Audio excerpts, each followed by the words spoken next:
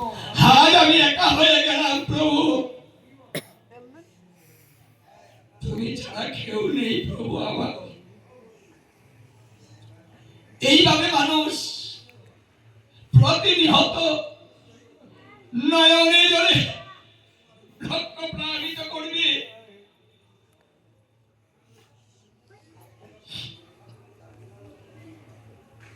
জানিস রে বৃন্দে, তখন মানুষের এমন অবস্থা হয়, না পারে থাকতে, না পারে মরতে,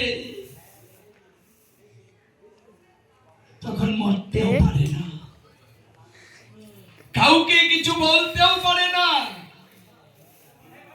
ভাগবতের সপ্তম স্কন্ধে অন্তিম ভাগে বলেছে, মানুষের যেমন এমন দুর্দশা হয়, তখন মানুষের সঙ্গে মানুষ কুকুরের মতো আচরণ করে, ভালোবেসে নয়।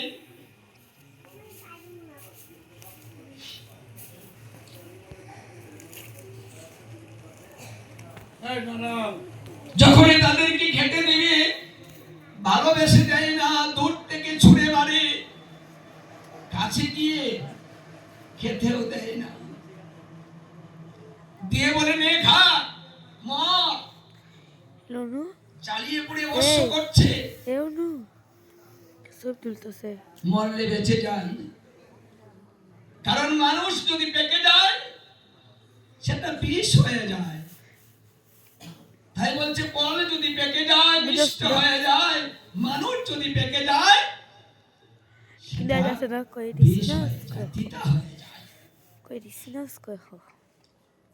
চায় না সংসার, চায় না ঘর, বের কর তাড়াতাড়ি।